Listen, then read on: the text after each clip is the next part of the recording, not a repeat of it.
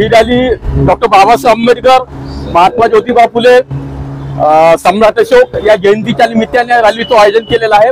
रॅलीचा महत्वाचा उद्देश असा आहे की महाबोधी महाविहार मुक्त करण्यात यावं आणि समाजमनामध्ये आतापर्यंत जी काही माहिती गेलेली आहे त्यापेक्षा जास्त माहिती लोकांपर्यंत जावी, लोकांमध्ये जनजागृती व्हावी या उद्देशाने या रॅलीचे आयोजन केलेलं आहे।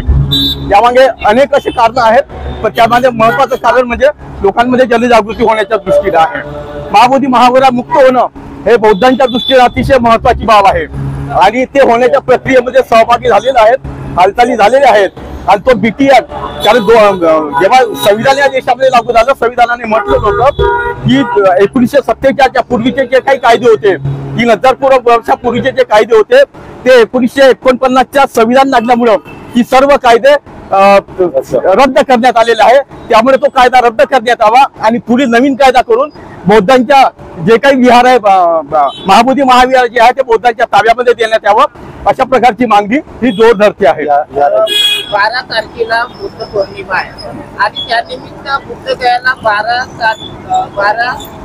लाख ही आंबेडकरी जनता जाणार आहे बुद्धगया मुक्तीसाठी।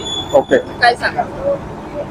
अतिशय चांगली गोष्ट आहे। त्या दृष्टीने महाराष्ट्रामध्ये अनेक ऑल ओव्हर इंडियामध्ये अशा प्रकारची जनजागृती समाजामध्ये होत आहे आणि अनेक लोकांनी, समाजातल्या बुद्धिजीवी वर्गाने, समाजातल्या सर्वच लोकांनी तिथे जाण्याची गरज आहे। कारण आपण जर तिथे सर्व गेलो, एकंदरीत जर लोंढा तिथे गेला तर त्या शासनावरती, तिथल्या गव्हर्नमेंटवरती त्याचा दबाव पडेल, दबाव तंत्र तयार होईल आणि त्याला ते करण्यास भाग पाडेल। काही आज धम्म रॅलीचं आयोजन केलेलं आहे आणि या धम्म रॅलीचा काय उद्देश आहे? सर्वप्रथम सर्व नागपूरकरांना नमो बुद्धाय, जय भीम। आजची रॅली काढण्याचा मागचा उद्देश हा आहे कारण की आता सध्या डॉक्टर बाबासाहेब आंबेडकर जयंतीचा पर्व सुरू आहे। हा बौद्ध पौर्णिमेपर्यंत व त्या पुढेही सुद्धा राहणार आहे।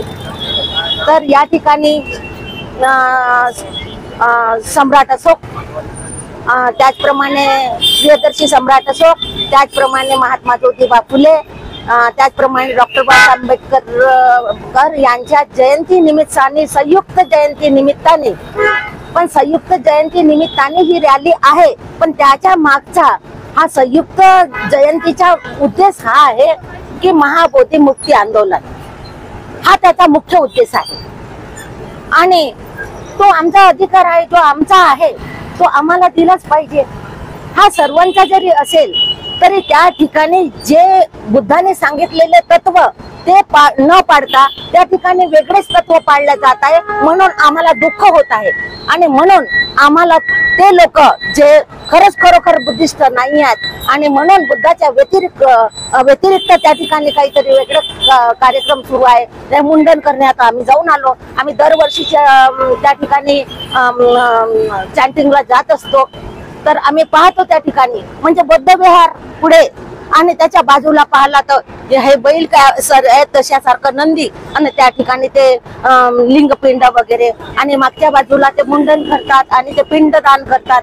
तर हे बुद्धाचा धर्म नाही आहे, त्या ठिकाणी सर्व धर्म पसरलेला आहे आणि ते बघून माणसाला दुःख होतो की हे काय आहे आणि म्हणून आम्हाला ते नको आहे। बुद्धाने सांगितलेले तत्व नाही पाळले जात त्या ठिकाणी सगळं वातावरण पूर्ण दूषित झालेलं आहे आणि त्या दूषित वातावरणाला शुद्ध करणे आणि म्हणून ते जे कर्मकांड करणे आहे ते बंद करण्यासाठी आव्हानात्मक रॅली आहे आमची आणि आम्ही बौद्धगयाला आता बौद्ध पौर्णिमेला खूप मोठ्या संख्येने, मी पण जात आहे, आम्ही जात आहोत त्या ठिकाणी। या ठिकाणी हर्षद भंतेजीने तोच उद्देश पुढे ठेवून ही एवढे मोठे धम्म रॅलीचं आयोजन केलेलं आहे। महाबोधी महाविहारामध्ये जे मूर्ती आहे आणि त्यांना 5 पांडव म्हणून ते संबोधतात म्हणत आहेत, काय सांगाल? ते बघा, 5 पांडव नसून ते पंचवर्गीय भिक्षू आहेत जे भगवान बुद्धाने सारनाथ या ठिकाणी पहिला धम्मचक्र प्रवर्तन केला जो आषाढी पौर्णिमेला ज्ञान प्राप्तीच्या नंतर, तर ते पंचवर्गीय भिक्षू आहेत। त्याला 5 पांडव घोषित करणं हे किती मूर्खतेचे लक्षण आहे। हे असं पापकर्म त्या ठिकाणी होत आहे। त्या पापकर्मातून आम्ही त्यांना वाचवण्यासाठी म्हणून आम्ही या प्रकारचं हे त्यांना शांती मार्च काढत आहोत, शांती रॅली काढत आहोत आणि हे असं जे अतोनात अभद्रपणा त्या ठिकाणी जो सुरू आहे तो बंद करण्याच्यासाठी, म्हणजेच त्यांना पापातून मुक्त करण्याच्यासाठी आम्ही हा एवढा प्रयत्न करीत आहोत. आमचं त्यांच्यासोबत द्वेष नाही आणि दुश्मनी नाही. दुश्मनी असते तर आम्ही दुश्मनीपणाने केलं असतं, पण तसं नाही. आम्हाला शांतीपणानं आमचा हक्क आम्हाला द्यावं आणि आपणही बुद्धाचे अनुयायी व्हावे.